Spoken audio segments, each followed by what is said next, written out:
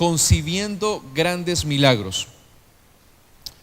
Samuel, el profeta Samuel, es un resultado o es el resultado de un milagro que se concibió en la vida de su madre, llamada Ana. Lo leímos acá. Elcana tenía dos esposas, leímos, y la una era Ana y la otra era Penina. Penina tenía dos hijos y Ana no había podido concebir. Ana no había podido quedar embarazada, era estéril.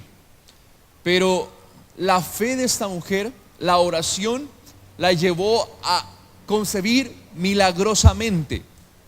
Pero algo muy importante, qué tan relevante y qué tan trascendente fue el milagro de la vida de Samuel. Fue muy grande para el pueblo de Israel, porque Samuel llegó a ser grande en aquel tiempo. Y yo hoy quisiera que reflexionásemos un minuto en eso, que nosotros podemos concebir en nuestro interior grandes milagros, que nosotros podemos concebir en nuestro interior esos milagros que necesitamos para nuestras vidas diarias. Pero ¿qué se necesita? Se necesita ¿qué? La fe. La misma fe que puso en práctica el gran patriarca Abraham, cuando Dios le dijo: ustedes, no importa la edad que tienen, van a concebir y van a tener un hijo del cual va a salir una gran descendencia. Esa fe que fue en contra de la lógica. Y en esto quiero reflexionar, que antes de estar genuinamente embarazada, tanto Sara como Ana, ellos concibieron en su interior el milagro. Es lo mismo en la fe y es lo mismo para obtener los milagros. Antes de ver el milagro, nosotros tenemos que estar en nuestro interior, tiene que concebirse el milagro. Uno está acostumbrado que en lo natural es ver para creer. En lo natural es tengo que tenerlo y así puedo creer que sí lo voy a lograr. En lo espiritual no es así. En lo espiritual tiene que primero concebirse en mi interior, como lo hizo Abraham. Abraham, Dios le dio la promesa. Diga conmigo, promesa. ¿A cuántos Dios nos ha dado una promesa? Sí, nos da una promesa. Pero empezó entonces, él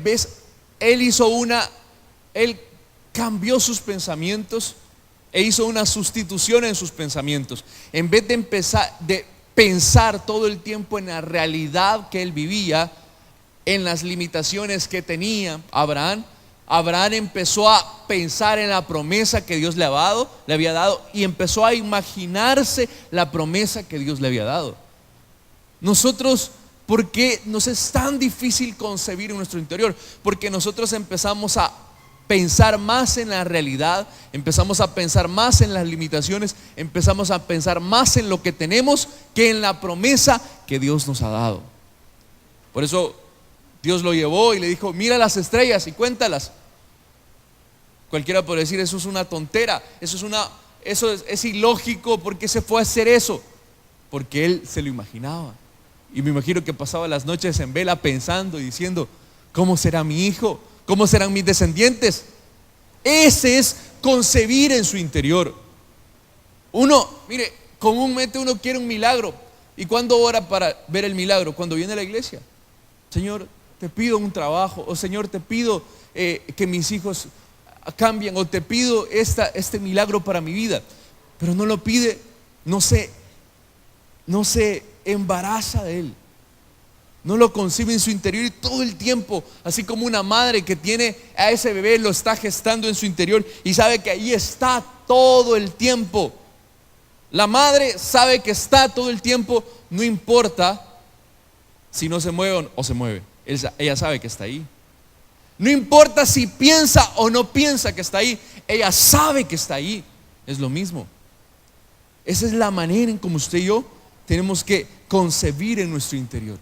Pero yo quiero hablar acerca de la vida de Ana. Que esa esterilidad que tenía, lo primero que vamos es la esterilidad que tenía Ana, es la misma esterilidad que muchas veces nosotros tenemos. Versículo 5 dice: pero Ana daba una parte escogida, pero a Ana daba una parte escogida porque amaba a Ana, aunque Jehová no le había concedido tener hijos. Era estéril. Entonces, mi hermano, ¿Cuántos de nosotros, yo hace un momento estaba escuchando y decía, si usted tiene meses de estar desempleado, usted entra en la categoría de un estéril? ¿Por qué? Porque algo que no avanza, que no logra avanzar en la vida. Si usted tiene ya meses de estar en un problema, en una circunstancia, entró esterilidad a su vida. No hay avance. Lo mismo que sucedía con esta mujer.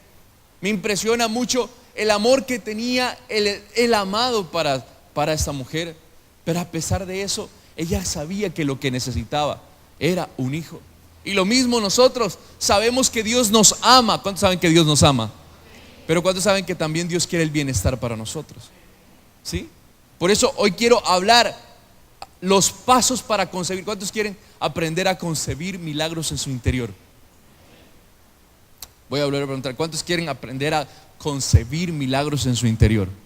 Lo primero, aprenda, versículo 8, aprendamos todos. Y Elcana, su marido, le dijo: Ana, ¿por qué lloras? ¿Por qué no comes? ¿Y por qué está afligido tu corazón? ¿No te soy yo mejor que 10 hijos? La primera cosa, mire, me encantó estas palabras de Elcana hacia su mujer. Al verla, porque la historia es esta, ¿no? Ellos subieron a adorar al Señor y llevaban ofrendas, y de la ofrenda que daban, una parte la comían.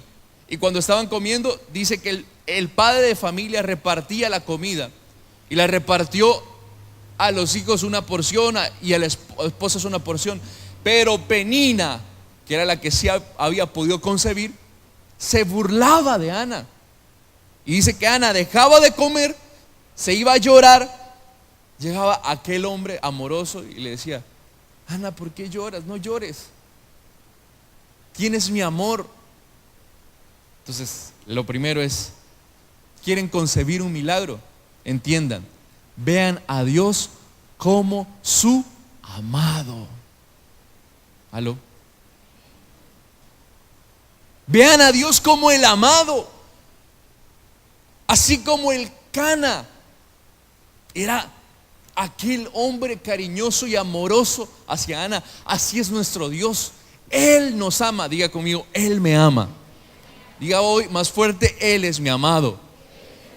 Ahora la pregunta: Él es un amado proveedor, Él es un amado perfecto, Él es un amado que se preocupa por usted y por mí. Él se preocupa por tu necesidad y se preocupa por mi necesidad. ¿A cuántas mujeres les encanta ir de compras?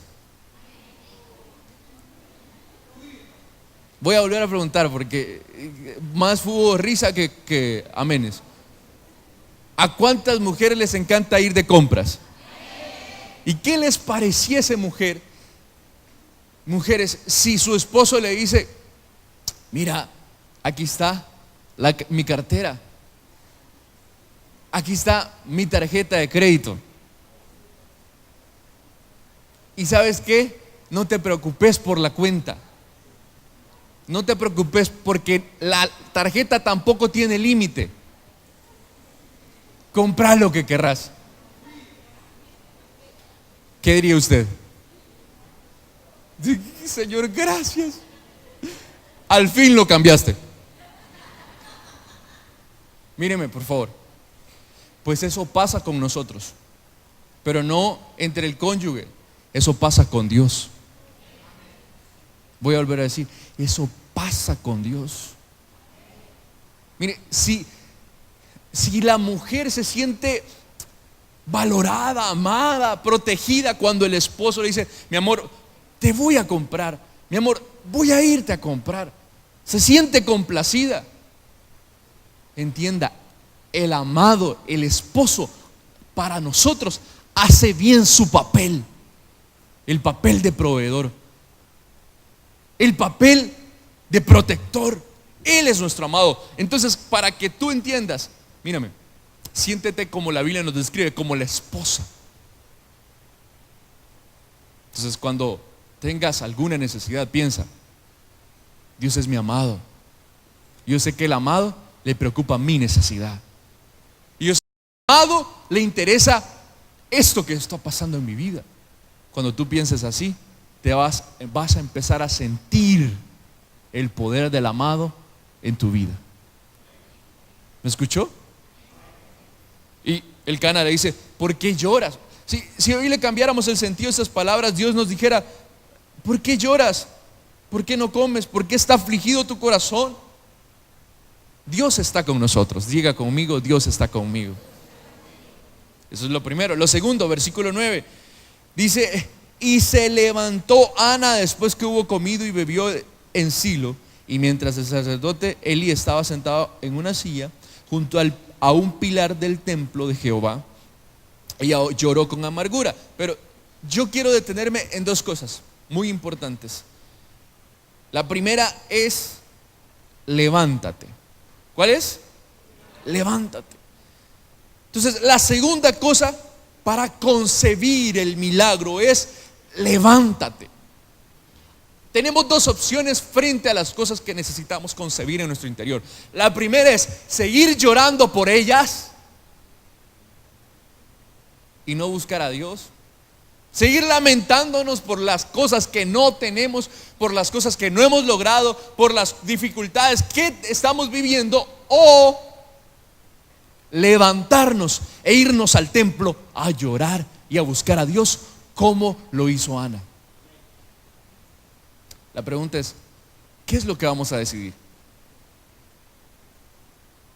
Mire, muchos no vemos el milagro o no concebimos en nuestro interior el milagro porque simple y sencillamente nos hemos dedicado a llorar por lo que no tenemos, a sufrir por lo que no tenemos, a hacernos la víctima por lo que hemos pasado o por lo que estamos pasando. Pero Ana dijo, mire, entienda, ¿cuántas veces, cuántos años Ana tuvo que pasar para entender esto? Porque dice, mire por favor, versículo 3, y dice, y todos los años aquel varón subía de su ciudad para adorar y para ofrecer sacrificios. Todos los años, por favor entienda, ¿cuántos años tuvo que Ana entender? ¿Cuántos años pasaron para que Ana se decidiese a levantarse? Y ya no estar llorando porque era estéril, sino que fue a meterse al templo y a buscar el milagro. Yo no sé cuántos años tuvieron que haber pasado, pero en ese año ella dijo, este año no va a ser el mismo. Ya este año va a cambiar mi realidad. Ya no más, ya lloré mucho, ya sufrí mucho, ya me lamenté mucho, ya me humillaron mucho. Hoy entendí que mi esposo no me va a poder dar un marido porque yo soy el problema, yo soy estéril. Entendí que la solución está en ir a llorar a la presencia de Dios. Se levantó anímicamente, se levantó, se fortaleció y fue a buscar donde realmente está el milagro. Entonces, hoy yo quiero preguntarle en esta hora, ¿de verdad usted sabe dónde está el milagro? ¿Por qué no nos hemos levantado entonces? Si tus hijos están perdiéndose en el mundo, ¿hasta cuándo vas a llorar a tus hijos que se están perdiendo? Mejor levántate y pelea por ellos en la presencia de Dios. Pelea por tus hijos en la presencia de Dios. ¿No tienes trabajo? ¿Hasta cuándo vas a llorar y estar de brazos cruzados diciendo, Señor, pero ¿por qué no tengo trabajo? Levántate y pelea tu trabajo en la presencia de Dios.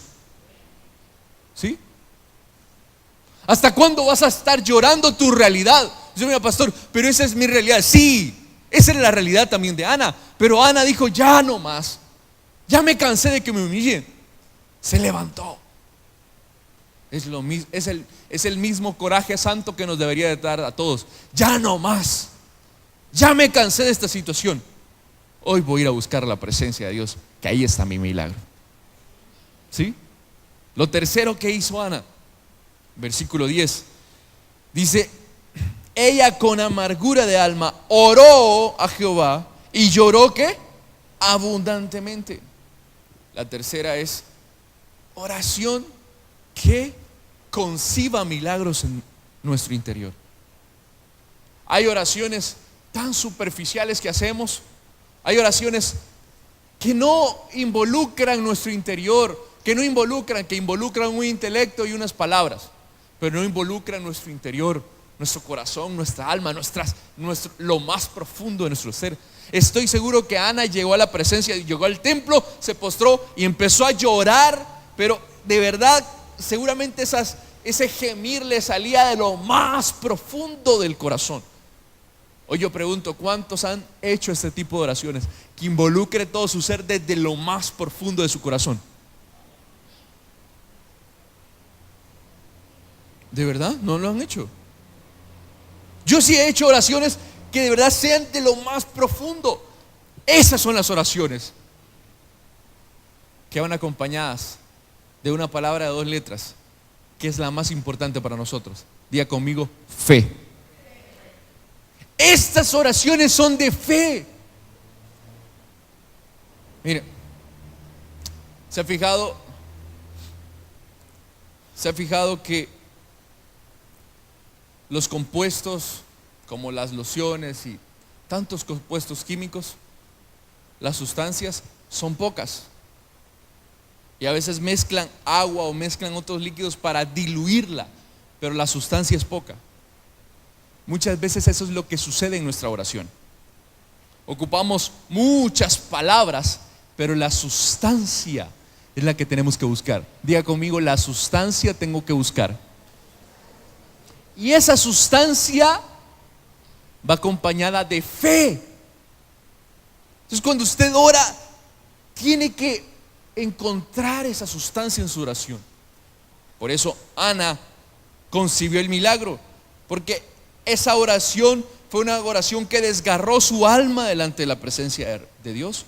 Esa oración gestó en su interior, porque a partir de esa oración ella se levantó y fue otra.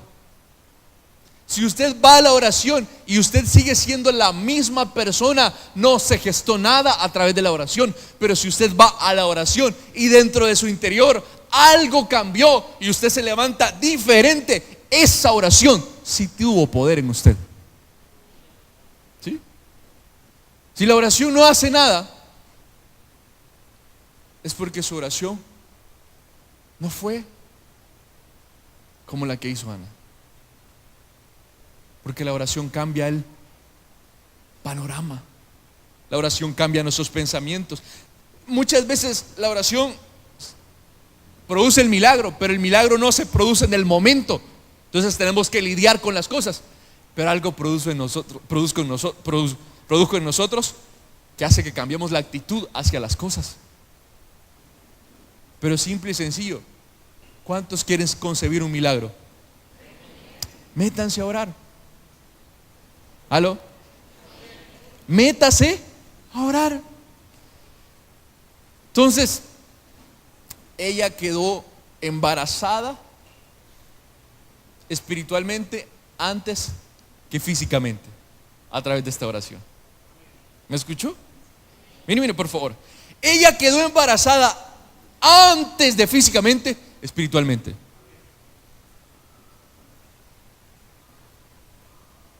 Y si usted y yo lo hacemos espiritual antes que natural, simplemente vamos a extender la mano en lo natural para que las cosas pasen. ¿Me entendió? Entonces, tenemos que quedar embarazados en nuestra mente y en nuestro corazón. Cuarto paso, ¿qué hizo? Versículo 11 dice: e hizo voto diciendo, Jehová de los ejércitos, si te dignares mirar la aflicción de tu sierva y te acordares de mí y no olvidares que de tu sierva, sino que dieres a tu sierva un varón, yo lo dedicaré a Jehová todos los días de su vida y no pasará navaja sobre su cabeza. Cuarto paso, muévete a hacer pactos con Dios. ¿Cuántos quieren concebir milagros? Muévase a hacer pactos con Dios. Mire, haga pactos con Él. ¿Por qué? Porque el hacer pactos con Él es como decirle: Señor, tú haces lo tuyo, pero yo me comprometo a hacer lo mío también. Y manténgase los pactos. Me gusta tanto el pacto que hizo Ana? Porque vamos a ver al final que ese pacto tuvo una trascendencia no solo en el presente de ella, en tener un bebé, sino que tuvo una trascendencia espiritual para muchas generaciones. Y mi hermano, el hacer pactos con Dios simple y sencillamente nos blinda de la avaricia. ¿Por qué, pastor? Porque estamos diciéndole: Señor, tú me diste esto, pero esto no es mío, esto es tuyo. Eso garantiza que lo que recibamos de parte de Dios, nosotros siempre entendamos que proviene de Dios. Haga pactos con Él. Dile: Señor, si tú haces esto conmigo, yo me comprometo a hacer esto. Si tú haces este milagro, yo me comprometo a servirte a ti más. Pero ¿saben por qué muchas veces yo veo acá y en muchos lados la gente no recibe el milagro? Porque simple y sencillamente reciben un milagro, se dan la vuelta y se van. Ya los ha conocido. Reciben una bendición de Dios y ¿qué pasa? Como que pierden todo y ya Dios pasó a un segundo plano, ya las cosas de Dios pasaron a un segundo plano, ya la iglesia pasó a un plano muy inferior, ya no asisten a la iglesia, ya todo es más relevante. Esa bendición se convirtió en lo más relevante para su vida. ¿Por qué? Mire, entienda, y hagamos un paralelo entre la historia de Abraham y la historia de Ana. A Abraham Dios le prometió lo mismo: te voy a dar un hijo. Hay diferencias en las historias, sí, pero era la misma historia. Ana estéril, Sara estéril. Dios le dijo a Abraham: te voy a dar un hijo, y lo creyó. Ana gimió por un hijo, pero la diferencia es que Ana gimió por un hijo, pero ella determinó en su corazón decirle: Señor, siempre va a ser tuyo, aunque tú me lo des, siempre va a ser tuyo. A Abraham Dios le dio el hijo, pero seguramente el hijo se vino a convertir en lo más importante para Abraham por encima de todas las cosas. Míreme, por favor, entienda este mensaje. ¿Por qué digo esto? ¿Por qué Dios le pidió que ofreciera a su hijo a Abraham? Es como escuchábamos la historia ahorita y el testimonio durante ministraban las ofrendas. Dios le dio una empresa a un hermano acá de la iglesia, ¿ok? Y la empresa prospera, que imaginémonos que la empresa crece y prospera más de lo que ha hecho ahorita. Pero Dios en algún momento le dice: quiero que me entregues tu empresa toda. La pregunta: ¿estaría dispuesto? Me ha costado. ¿Aló? Y lo más, ¿y de dónde voy a comer? ¿Y de dónde voy a vivir? ¿Y de dónde voy a cumplir los compromisos? ¿Sabe por qué Dios le dijo eso a Abraham? Porque se había convertido en su altar. Su hijo se había convertido en su altar. Las bendiciones de Dios no tienen que convertirse en altares para nosotros. El día que se convierta en altares de nosotros, Dios va a permitir que toque el enemigo eso que se ha convertido en altar de nuestras vidas. Aló. Eso no nos gusta. Voy a volver a decir: el día que se convierta en altar de nuestros corazones, esas bendiciones, Dios va a permitir que el enemigo toque eso para quebrantar nuestros corazones. Y miren, por favor, ¿sabe por qué lo digo? Porque quizás pase por eso yo. Dios me quitó lo que más amaba. Sí, Dios me quitó lo que más amaba. Así como Dios le pidió a Abraham, también Dios me pidió a mí: ofrécemelo en sacrificio. Sí, Señor. Y el que no ha vivido una historia así como la que yo he vivido, no entiende a Abraham. Donde Dios le dijo: me vas a dar lo que más amas. Dios me dijo: tienes que darme lo que más amas. pero Señor, tú me lo diste. Señor, tú me lo entregaste, Señor. No, entrégalo. ¿Cuántos estarían dispuestos a eso? Pero por eso haz pactos con Dios, porque esto te garantiza que lo que Dios te dé siempre va a ser de Él. ¿Aló?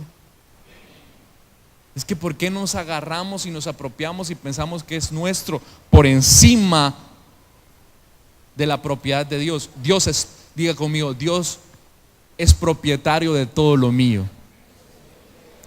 Vamos a decirlo más fuerte, Dios es propietario de todo lo mío.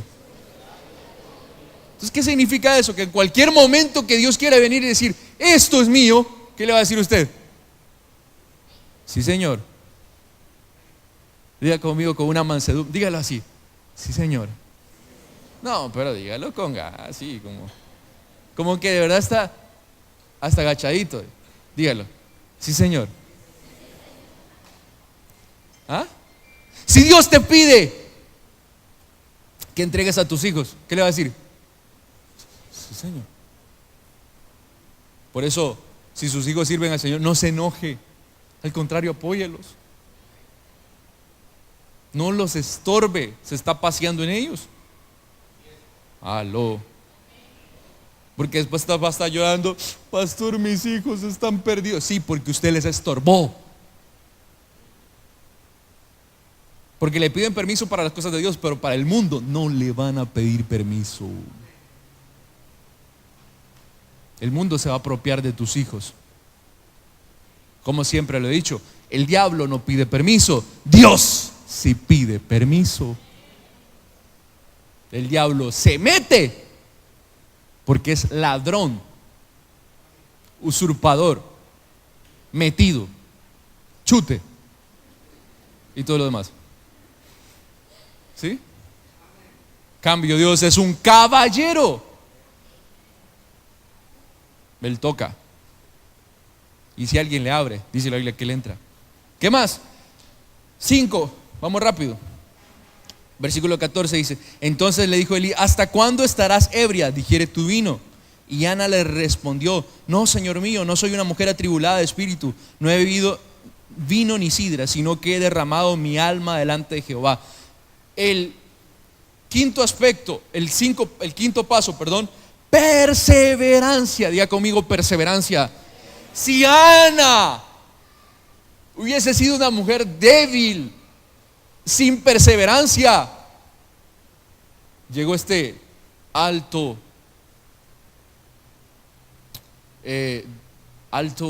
religioso, alto dirigente religioso. Era una persona importante de aquel tiempo. Y le dijo: mujer ebria. Si Ana hubiese sido una mujer no perseverante, se hubiese puesto a llorar y dice: ve, Señor, yo estoy llorando acá y me están juzgando y me están criticando y me están menospreciando. Me menosprecia Penina y menosprecia aquí en la iglesia. No, Señor, me voy. Ana tuvo un argumento para desistir. Ana tuvo un argumento porque empezó a ser señalada, pero ella no dejó de perseverar. Ella dijo: no me importa quién hable de mí. Y quiero que entienda, era el máximo dirigente religioso de aquel tiempo, pero a ella no le importó. Ella decidió seguir buscando a Dios. Dijo: no estoy ebria, estoy gimiendo a Dios. Eso es lo que quiero que hoy se lleve en su corazón. No importa quién se oponga, no importa quién se levante, persevere. Aló. Persevere por su milagro. Persevere por ese milagro que Dios le quiere entregar. Y lo último, versículo 17 dice: Elí respondió y dijo: ve en paz, y el Dios de Israel te otorgue la petición que le has hecho. Y ella dijo: halles tu sierva gracia delante de tus ojos. Y se fue la mujer por su camino y comió, y no estuvo más triste. Entonces, el último aspecto: entregue en el altar todo. Si usted quiere concebirse en su interior, ya no siga cargando la aflicción de su necesidad. Entréguele en el altar. Si usted quiere ver el milagro, ya no siga cargando con la amargura que le ha producido el problema. Entréguele en el altar. Se lo voy a explicar de esta manera.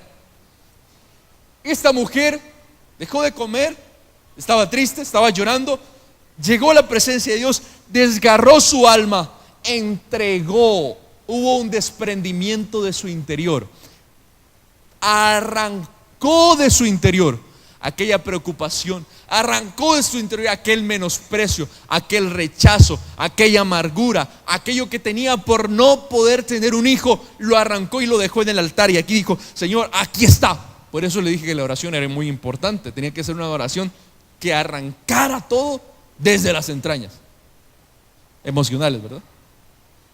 Lo entregó. Se levantó de la oración. ¿Y qué dice que hizo? Comió y no estuvo más. ¿Por qué? Porque el que se levanta, ora y busca a Dios y entrega todo en el altar, vive una vida en paz y en alegría, porque sabe que el milagro tarde o temprano va a llegar. Cuando tú y yo vivimos en gozo, le estamos demostrando a Dios: Dios, estoy en medio de la tribulación, pero estoy gozoso. Te estoy demostrando, Señor, que ya deposité todo y que no importa lo que pase, tú estás al control de todo. ¿Me escuchó? Eso es lo que me impresiona esta mujer.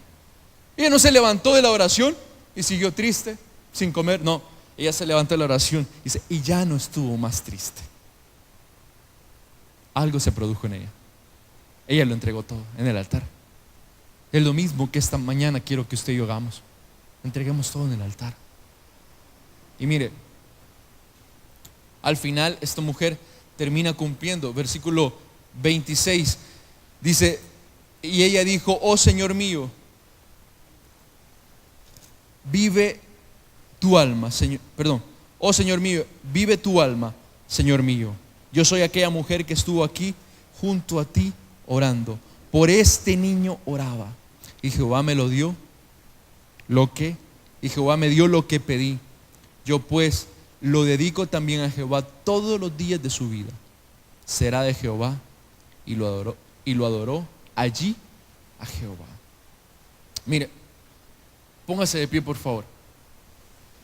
Con esto termino. Esta mujer regresó al templo a entregar y a cumplir su promesa. Pero fue tan relevante el milagro que esta mujer tuvo, porque Samuel se llegó a constituir uno de los grandes profetas. Fue la oración de una mujer que quedó primero embarazada espiritualmente. Los milagros que Dios nos da, los milagros que conquistamos en la fe, son milagros que afectan y bendicen a muchas más personas también. ¿Cuántos hoy quieren concebir en su interior un milagro? ¿Sí?